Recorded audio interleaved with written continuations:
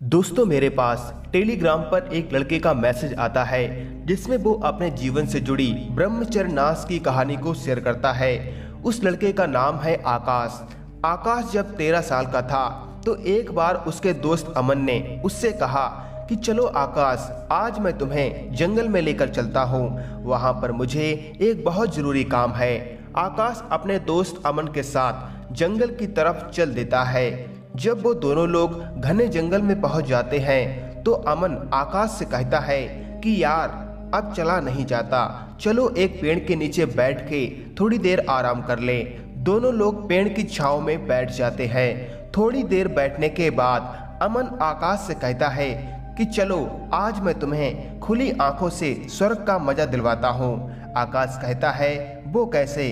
अमन कहता है जैसे मैं करूँ वैसे ही तुम करना। आकाश कहता है ऐसा क्या तुम करने वाले हो? अमन कहता है बस तुम देखते जाओ। इतने में अमन अपनी मूत्र इंद्रिय को बाहर निकाल लेता है और उसे पकड़कर हिलाने लगता है। अमन आकाश से कहता है तुम भी मेरी तरह करो। आकाश ये सब देखकर बहुत ज्यादा डर जाता है और वहां से भाग खड़ा होता है, पर अमन उसको पकड़ लेता है। अमन जबरदस्ती आकाश की मूत्र इंद्रिय को पकड़कर हिलाने लगता है। आकाश को अब मजा आने लगता है और थोड़ी देर के बाद उसका ब्रह्मचर्य नष्ट हो जाता है। अब तो उन दोनों का रोज का ये सिस्टम हो गया। ऐसे करते करते उन्हें 3 महीने गुजर गए। इसके बाद आकाश के पास एक एंड्रॉयड मोबाइल आता है और आकाश अपने दोस्त को बता देता है कि उसके पापा ने उसे एंड्रॉयड मोबाइल गिफ्ट किया है। कुछ दिनों बाद अमन आकाश के घर आता है और आकाश को अश्लील वेबसाइट के बारे में बता देता है। जब आकाश वेबसाइट की दुनिया में अपना पहला कदम रखता है तो फिर वो प्रतिदिन बिना गैप किए 7 दिन उन वीडियोस को देखकर ब्रह्मचर्य नष्ट करने लगता है। ऐसे करते करते उसे 4 साल हो जाते हैं। उसके शरीर की पूरी तरह से बैंड बच जाती है। उसके अंदर इतनी कमजोरी आ गई थी कि चलते चलते ही उसे चक्कर आ जाते थे। आंखों के सामने काला अंधकार सा छा जाता था। वो इतना पतला हो गया था कि उसके शरीर से हड्डियां तक चमकने लगी थीं, मानो केवल कंकाल ही बचा हो। 17 साल की उम्र में उसका शरीर सूख के कांटा हो चुका था। उसकी जिंदगी नरक बन चुकी थी। उसकी विवेक शक्ति का नाश हो रहा था। उसके दिमाग में पूर्ण रूप से अश्लीलता का कचरा भर चुका था। वो हर एक स्त्री को भोग की दृष्टि से देखने लगा, फिर चाहे वो उसकी माँ हो या बहन। उसकी मानसिकता बदल चुकी थी। जब भी कोई त्योहार आता उसे किसी भी प्रकार की खुशी नहीं होती, क्योंकि आनंद की लहर दौड़ाने वाला वीर रूपी अमृत तो उसके शरीर में नाम मात्र ही बचा था। एक बार आकाश की माँ ने कहा, बेटा तुम्हें कोई बीमारी तो नहीं लग गई?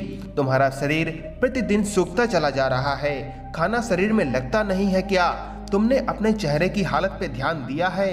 एकदम पीला सा पड़ गया है। आकाश ने माँ की बात का कोई उत्तर नहीं दिया।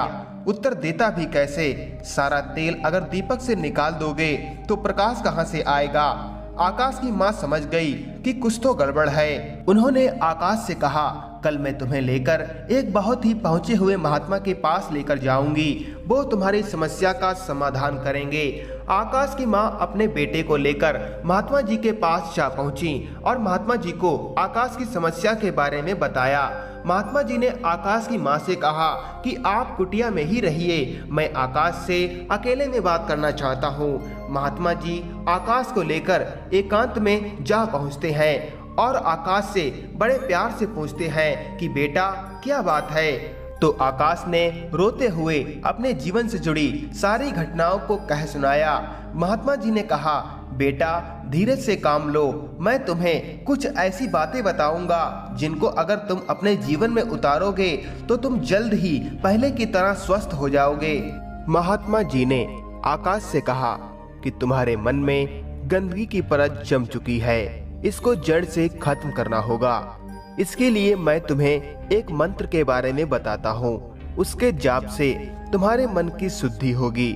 मंत्र कुछ इस प्रकार है, जनक सुता जग जननी जानकी, अतिशय प्रिय करुणा निधान की, ताके जुगपद कमल मनाओ, जा सुकृपा निर्मल मति पाओ। इस मंत्र को तुम्हें नित्य प्रति ब्रह्म मुहूर्त में ध्यान की अवस्था में कम से कम एक माला का जाप नित्य करना है।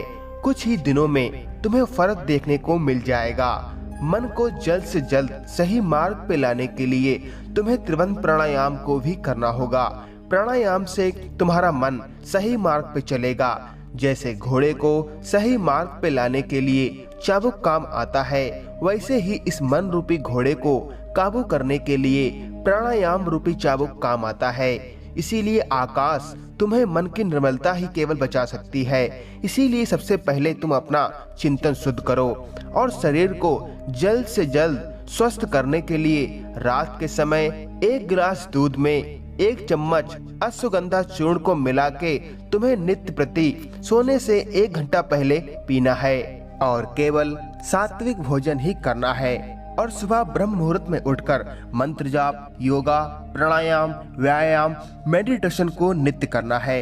इन नियमों को अपनाकर तुम जल्द से जल्द स्वस्थ हो जाओगे, ये मेरा विश्वास है।